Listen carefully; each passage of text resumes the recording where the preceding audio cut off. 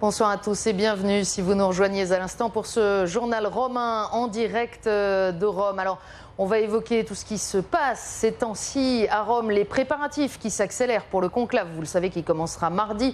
On ira voir où en sont ces préparatifs dans la chapelle Sixtine, à la maison Sainte-Marthe, et puis on écoutera aussi l'état d'esprit des cardinaux. Tout à l'heure, nous entendrons le cardinal Jean-Pierre Ricard, archevêque de Bordeaux, qui a interrogé tout à l'heure Étienne Loraillère. Étienne, qui est avec nous. Bonsoir Étienne. Bonsoir. Alors, comme chaque jour, Étienne, nous avons eu droit au point presse de la mi-journée dirigé par le directeur de la Sala Stampa, le père Federico Lombardi.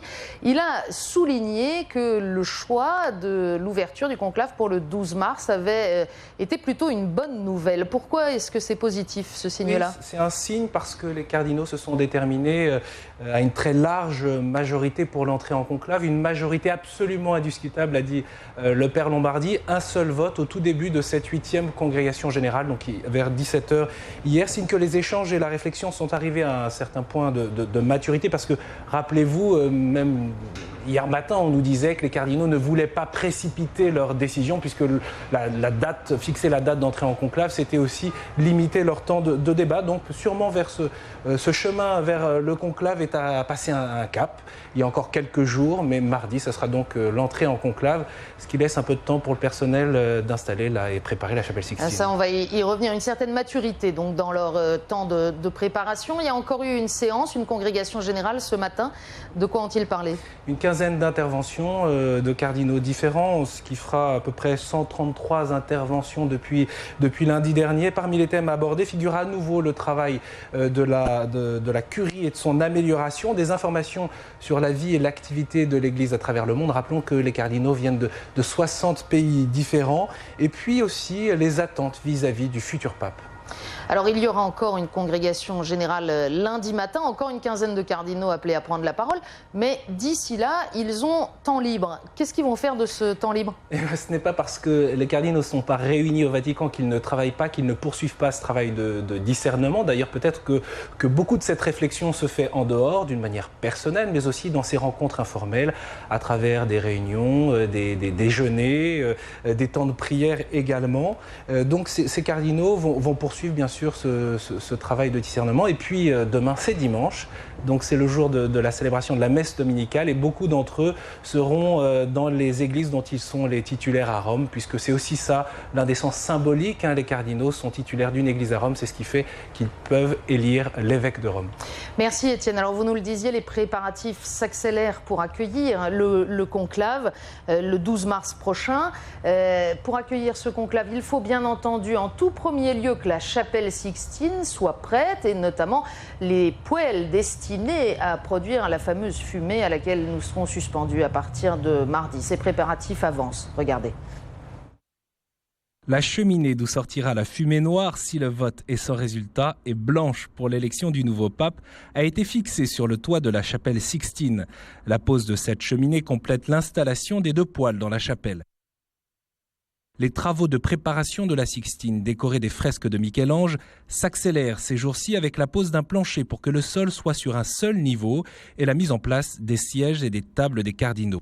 À l'intérieur de la chapelle, les cardinaux siégeront selon l'ordre préétabli de préséance dans le collège Cardinalis, organisé en 3 ordres: cardinaux évêques, cardinaux prêtres et cardinaux diacres.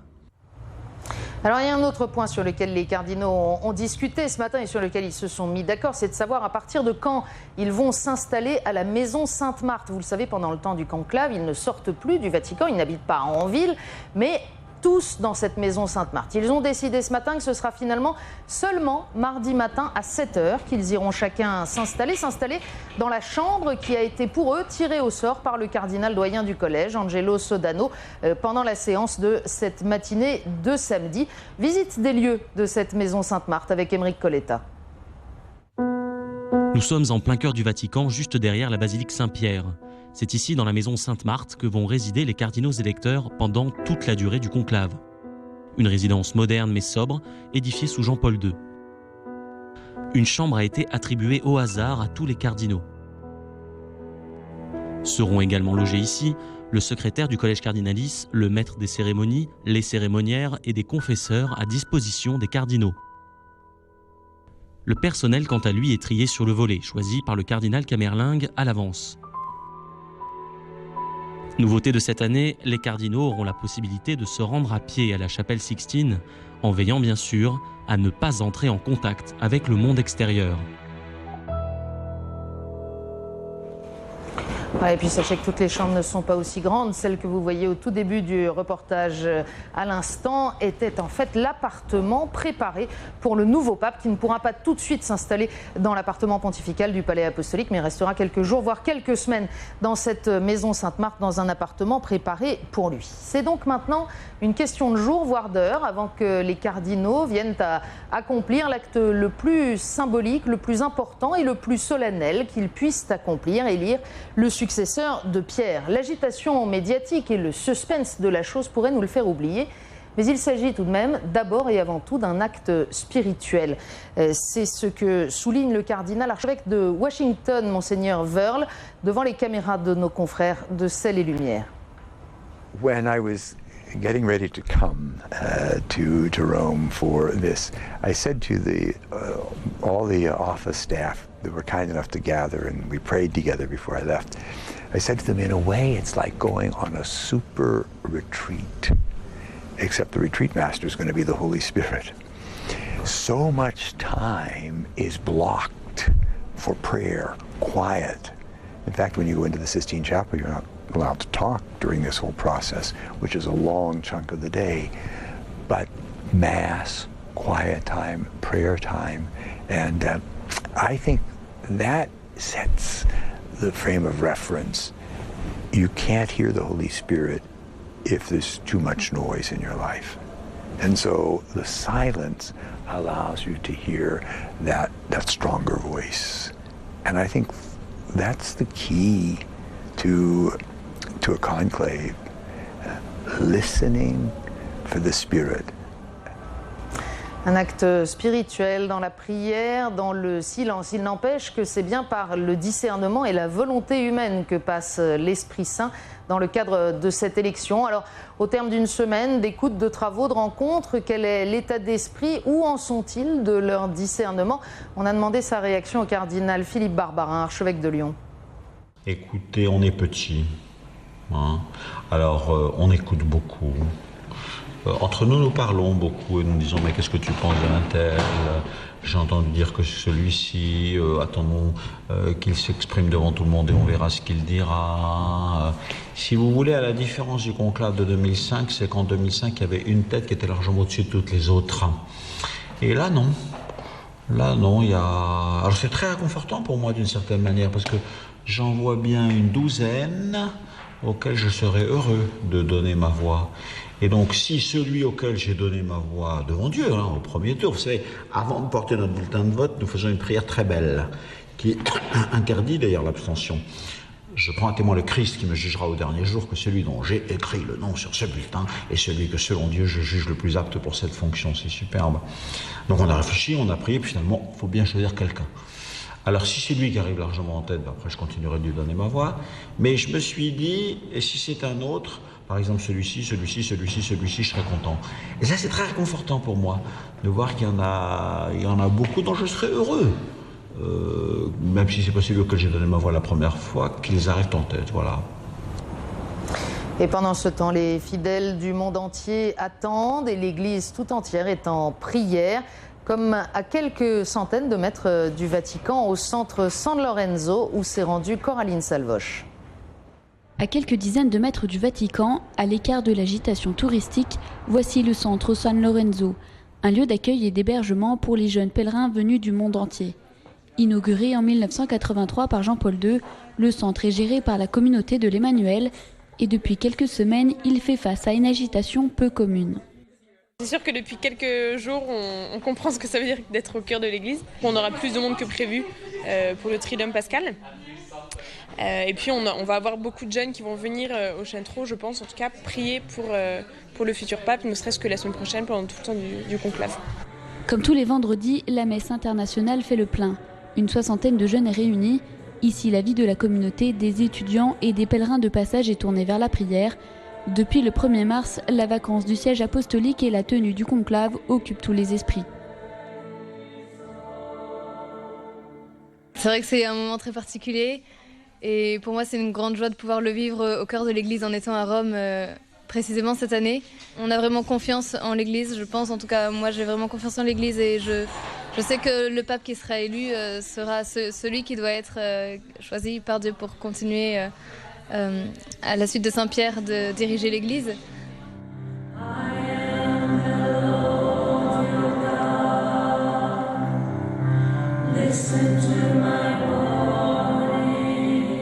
I think it's a wonderful way to trust the Holy Spirit very much and to really pray about it and not to have any expectations or try predicting a lot of things because the future and the church is in God's hands, not in ours. So I guess it's just a wonderful place and time being here, an atmosphere to pray. Signe de leur engagement au sein de l'Église, les jeunes ont mis en place une adoration continue pour la tenue du conclave. Elle débutera lundi à 11h pour se finir le jour de l'élection du nouveau pape. Et sachez que des initiatives comme celle-là existent non seulement ici à Rome, mais un peu partout dans le monde. Et tous les cardinaux que nous pouvons rencontrer ces jours-ci témoignent combien l'assurance de la prière des fidèles est importante à leurs yeux et les soutient dans ces jours particuliers où pèse une certaine gravité liée à la responsabilité qu'ils ont sur les épaules. Tous témoignent aussi de la richesse de ces congrégations générales au cours desquelles plus de 100 cardinaux ayant pris la parole désormais venant de différents pays et continents, il leur a été permis d'avoir véritablement un tour d'horizon de la situation de l'Église dans les différents pays du monde, de la situation de ces pays également, question sociale, quelle relation de l'Église avec les moyens de communication, mais plus fondamentalement, quelle présence de l'Église aux plus pauvres selon les différents continents, quels obstacles rencontre aujourd'hui l'annonce de la bonne nouvelle de l'Évangile, comment faire passer au monde cette conviction de l'amour et de la miséricorde du Christ. Voilà ce qui habite et ce que nous recueillons des témoignages des cardinaux au terme de cette grande semaine de rencontres. L'un d'entre eux, une fois de plus, a accepté ce soir de venir nous donner son témoignage et partager quelques réflexions. C'est le cardinal Jean-Pierre Ricard, archevêque de Bordeaux. Il est venu tout à l'heure répondre aux questions d'Étienne Loraillère. Nous retrouvons le cardinal Jean-Pierre Ricard, bonjour. Bonjour. Vous êtes archevêque de Bordeaux, un grand merci de nous avoir rejoints. Quel est votre état d'esprit alors qu'il y a déjà eu toute cette semaine de préparation finalement au cours de ces congrégations générales? Je suis habité à la fois par une tension intérieure liée à la responsabilité qui va être la mienne comme électeur dans 2 jours. Et en même temps, par la confiance. Je suis assez en paix en me disant que l'Esprit Saint nous aidera justement dans ce discernement de celui qui sera appelé à être le prochain pape là. Parmi les thèmes évoqués, en tout cas dont on a parlé, régulièrement est revenu celui de la réforme de la curie et de son rapport avec les épiscopats. Est-ce que cela a pris autant d'importance dans vos discussions? Je crois que ça n'a pas été, me semble-t-il,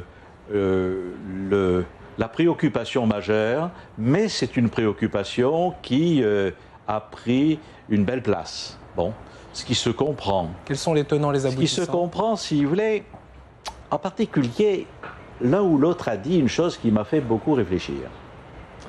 Il a dit, le ministère du pape aujourd'hui est devenu quasiment inhumain, c'est-à-dire écrasant, voilà. Et disant, il y a bien sûr la fatigue, l'épuisement physique du pape Benoît XVI qui l'a amené à cette renonciation, mais il faut voir aussi le poids aussi que représente ce ministère de Pierre. Voilà.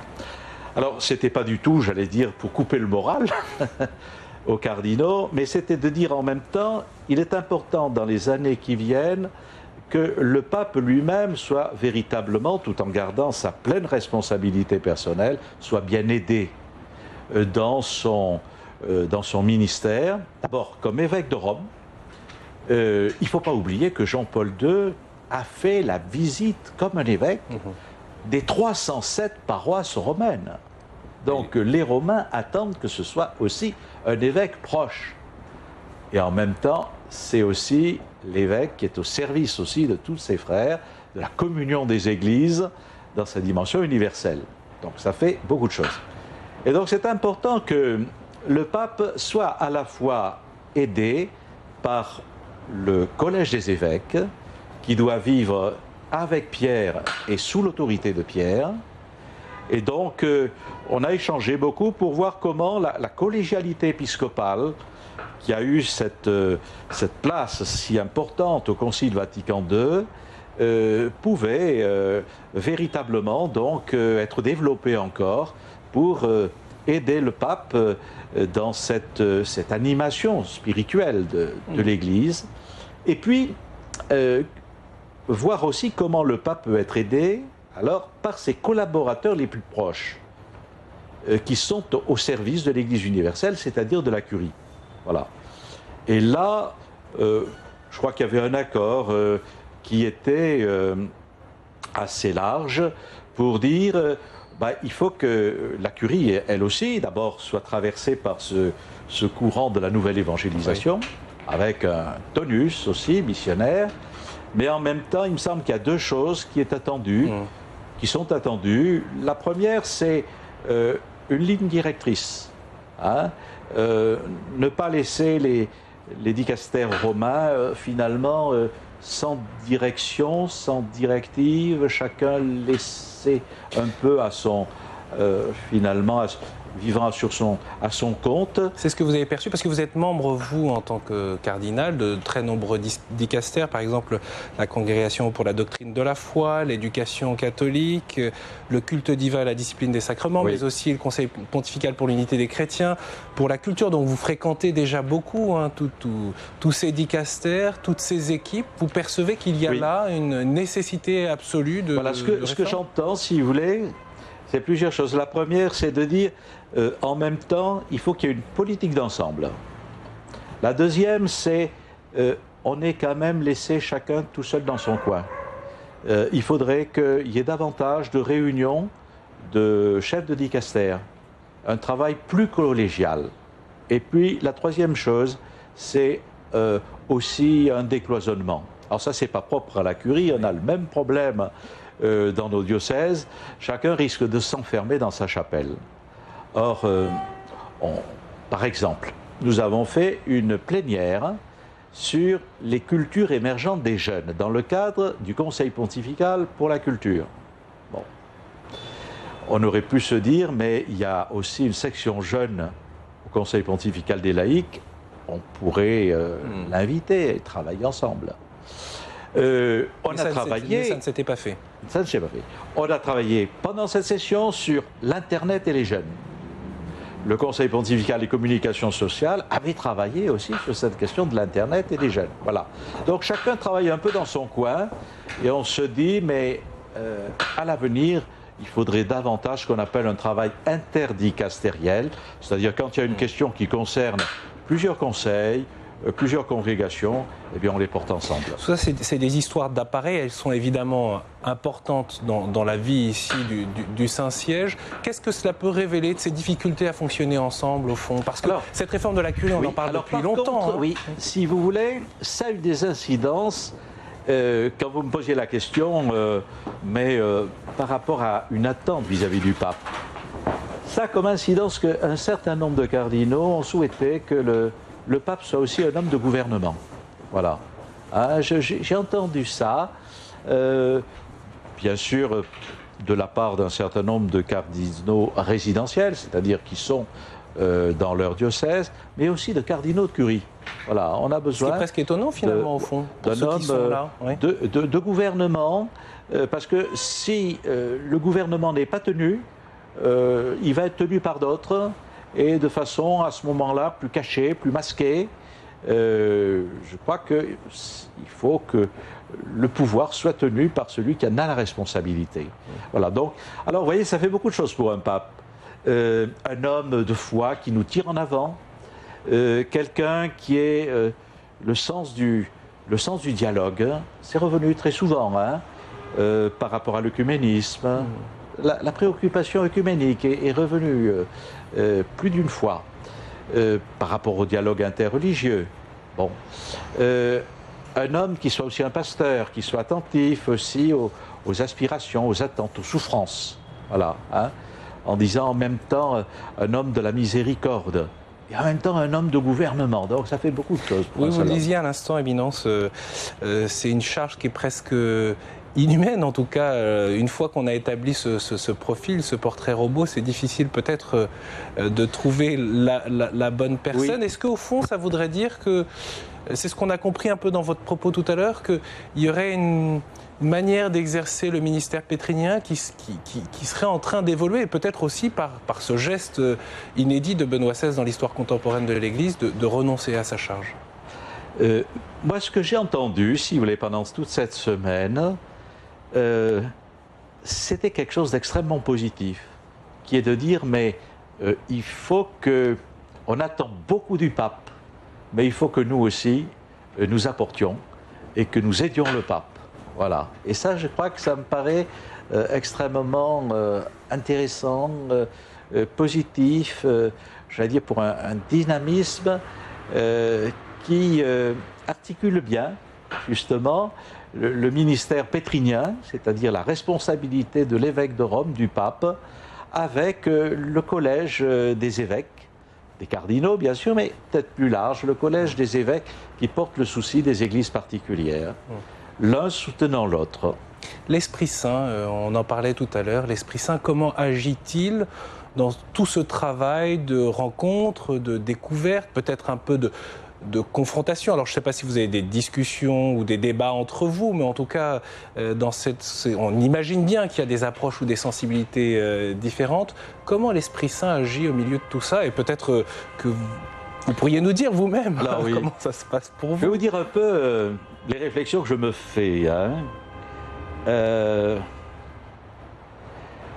Je suis à la fois, je fais travailler mon intelligence pour voir les situations, voir les hommes, voir comment, quel discernement, quel est celui qui me paraît être le mieux placé.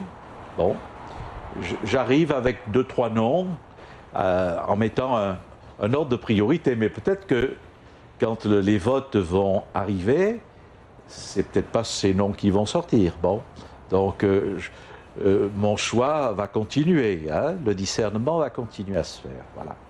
Et en même temps, je me dis que le Seigneur aussi nous surprend, hein, parce que des fois on se dit mais est-ce qu'on fait le bon choix? Est-ce qu'on choisit la bonne personne? Bon. Il peut y avoir une espèce d'anxiété, je sens une tension quand même, hein, chez un certain nombre de cardinaux. Et je me suis dit, mais Dieu, peut-être que lui, j'allais dire, il nous réserve des surprises. Et je réfléchissais, si vous voulez, à l'histoire des conclaves. Jean XXIII, quand il a été élu, je me rappelle, Monseigneur Chapouli, qui était évêque d'Angers, avait dit, quand j'ai appris l'élection de Jean XXIII, j'ai pleuré. J'ai pleuré parce que je dis, ma foi, c'est un diplomate qui était connu surtout pour ses bons mots, un bon vivant, qu'on avait connu à Paris, qu'on sentait sans charisme. Voilà que c'est un pape qui a renouvelé, révolutionné toute l'Église. Bon. Après Jean-Paul Ier, même avec Jean-Paul Ier, les cardinaux avaient élu quelqu'un, le sourire de Dieu. Bon, un mois après, le pape meurt. Avec Jean-Paul II, blocage, semble-t-il, entre des cardinaux. On arrive difficilement à se départager. C'est un autre qui va être choisi, le cardinal Wojtyła. Un pape venu de loin. Un pape venu de loin, que beaucoup ne connaissaient pas. Certains le connaissaient, oui, puisqu'il avait prononcé son nom, mais on ne le connaissait pas. C'est un pape d'une stature, un bienheureux. Voilà, donc je me dis, bah, écoutez, quand je vois quand même comment le Seigneur a guidé son Église jusqu'à présent, ça m'invite à vivre tout cela avec sérieux, mais aussi avec une certaine paix intérieure et une certaine confiance dans l'Esprit Saint. Lundi matin, encore une séance de travail, la 10e congrégation générale, puis l'après-midi de libre, l'arrivée à la maison Sainte-Marthe, elle est prévue mardi à 7h. Comment vous allez occuper ces heures qui viennent? Lundi, d'abord, c'est notre dernière congrégation générale.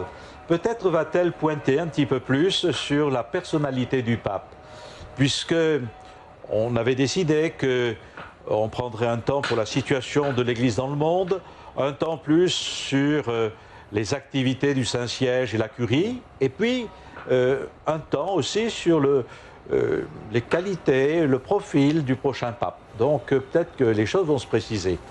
Après, moi je souhaite rester dans le calme, si vous voulez. J'ai décidé d'ailleurs, après notre interview, de ne plus donner d'interview pour pouvoir rester dans la méditation et la préparation spirituelle de ce qui va se passer. Voilà. Ensuite, eh bien, c'est l'entrée à Sainte-Marthe. Nous avons tiré notre chambre. Alors, vous avez quel numéro au sort?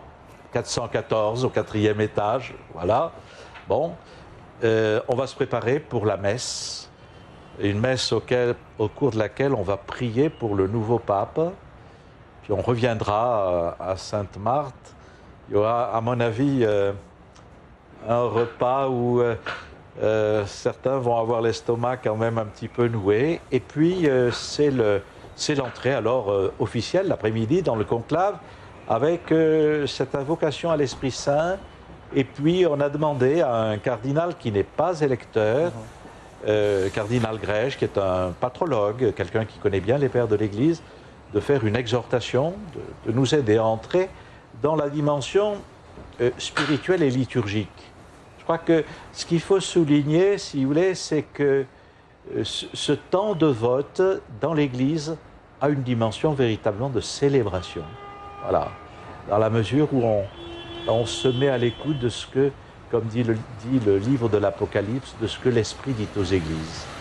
Merci infiniment, Éminence, de nous avoir accordé ce dernier entretien avant donc votre entrée en conclave. On espère bien sûr vous retrouver après l'élection du pape, une fois qu'il y aura cet Habemus Papam. Je vous dis juste une chose, si vous voulez, simplement combien pour moi l'assurance d'avoir été soutenu et d'être aujourd'hui soutenu par la prière de milliers de personnes est une aide qui m'est véritablement précieuse, et je voudrais dire merci à tous ceux qui sont inconnus mais qui ont prié pour nous et continuent à prier pour nous pendant ces jours.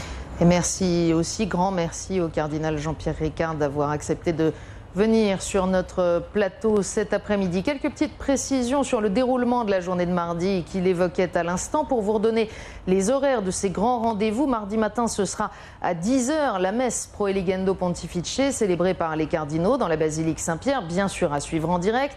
Et puis mardi après-midi, c'est à partir de 16h30 que nous suivrons l'entrée solennelle en conclave, la longue procession au chant du Veni Creator depuis la chapelle Pauline jusqu'à la chapelle Sixtine et le serment des cardinaux jusqu'à l'Extra Omnes et la fermeture des portes. Le tout durera à peu près 1 heure, donc en direct sur KTO à partir de 16h30 mardi et probablement aux alentours de 19h, la première fumée signifiant le premier tour de scrutin. Mais d'ici là, n'oubliez pas chaque jour tous vos rendez-vous romains avec les flashs tout au long de la journée et chaque soir à 19h40, le journal romain. Très bonne soirée à toutes et à tous.